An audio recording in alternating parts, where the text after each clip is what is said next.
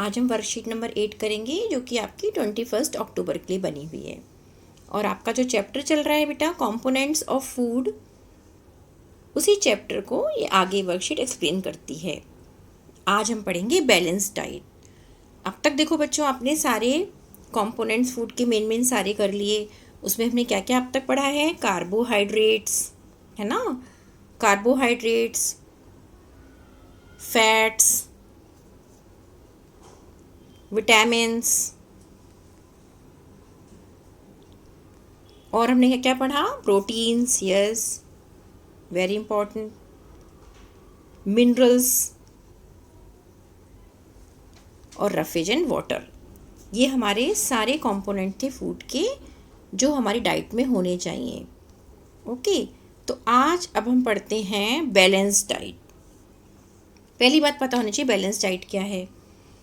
For growth and maintenance of good health our diet should have all the nutrients that our body needs in right quantities. Yes, ये समझ में आया कि हमारी body को अच्छी तरह से ग्रो करने के लिए और हमारी अच्छी हेल्थ के लिए सारे कंपोनेंट्स बहुत ज़रूरी हैं होने फूड के अंदर। और सारे कंपोनेंट्स एक राइट अमाउंट में होने चाहिए। ये नहीं एक चीज़ तो बहुत ज़्यादा हो गई, एक चीज़ बहुत कम हो गई। एक उसमें रेशियो होता है जो प्रेजेंट होना चाहिए। Not too much of one and not too little of other. A diet which contains all the nutrients. Okay, जैसे कि आपको पिक्चर में दिखाया, ये देखिए, इसमें सारे कंपोनेंट्स दिखाए हुए फूड के जो हमारी डाइट में होने चाहिए। इसी तरह से एक पिक्चर में आपको दिखाऊंगी बैलेंस डाइट की और एक्सप्लेन करूंगी। अब वो कह रहा है कि prepare a chart whatever you eat over a period of week. पूरे हफ्ते आपने क्या क्या खाया उसकी एक चार्ट बना लीजिए।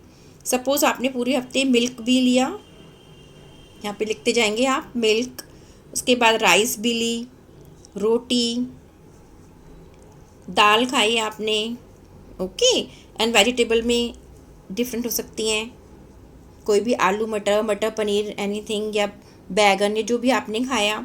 इस तरह से आप स्वीट डिश भी हो सकती है उसके अंदर। और आप एक चीज़ नहीं भूलेंगे लिखना, वो है वाटर, कि पानी भी तो आप पीते हैं ना, या आपने कोई जूस पिया, जो भी आपने डाइट ली पूरे वीक की वो आप इस पे मेंशन करेंगे। ओके, पराठा खाया या क्या चीज़ खाई। Then check whether all the nutrients about which you studied earlier are present in one or the other food. फिर आप देखेंगे कौन से फूड में कौन सा न्यूट्रिएंट प्रेजेंट था that is eaten by you within a day और सो। एक दिन जो आपने चीज़ खाई उसमें कौन सा न्यूट्रिएंट फर्स्ट डे का आप रिकॉर्ड रखेंगे, फिर इस तरह सेकेंड डे का, थर्ड डे का, इस तरह से आप पूरे 7 डेज का अपना रिकॉर्ड बना लेंगे कि हमने जो डाइट ली उसमें कौन कौन से न्यूट्रिएंट्स प्रेजेंट थे। ओके, अब देखिए कि some nutrients gets lost in the process of washing and cooking. Repeated washing of rice and pulses में remove some vitamins and minerals present in them. Washing fruits and vegetables after peeling them off also results in loss of some vitamins and minerals.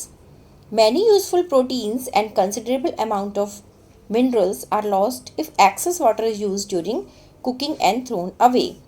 Vitamin C gets easily destroyed by heat during cooking. ये बहुत important है कि washing से बहुत सारे vitamins और minerals जो होते हैं वो निकल जाते हैं। जैसे हम दाल धोते हैं और चावल धोते हैं, उसको रगड़ रगड़ के, जिससे कि उस पर कोई अगर पेस्टिसाइड्स या का स्प्रे हो रखा है या कोई भी अगर अनवांटेड थिंग है तो वो निकल जाए।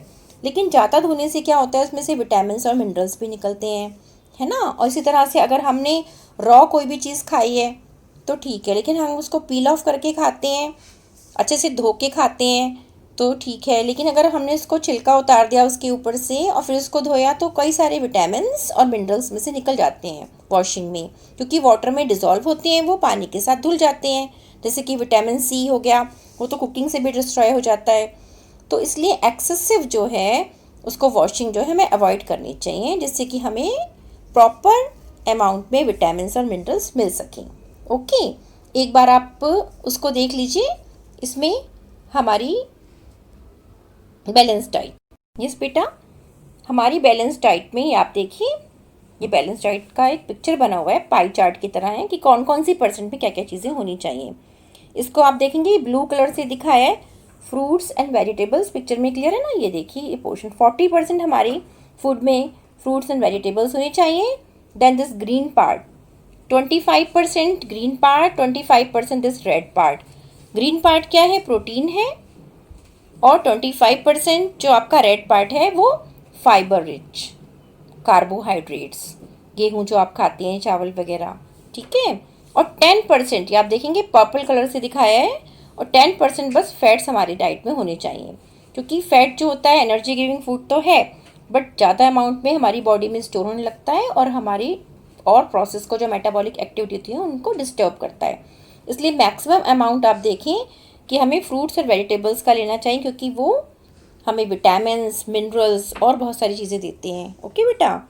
इसी तरह से आप दूसरी पिक्चर देखिए. ये देखो, दिस इज़ माई प्लेट. ये आपकी खाने की थाली है जो होनी चाहिए, जिसमें जैसे मैंने भी बताया था फ्रूट्स भी होने चाहिए, ग्रेन्स. ग्रेन्स के अंदर क्या आता है? जो भी हम चावल, रोटी, ठीक है, जो चीज़ खाते हैं हम. प्रोटीन रिच डाइट जो दूध में होगा और पल्सेस में होगा, या मीट, फिश जो आप खा रहे हैं. वेजिटेबल्स तो आपको पता ही है, जितनी आप रॉ लेते हैं या फिर आप उसको पका कर खाते हैं.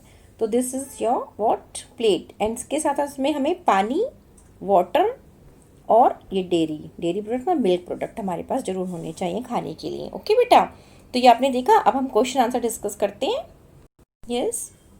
फर्स्ट क्वेश्चन है, tick the statements that are correct.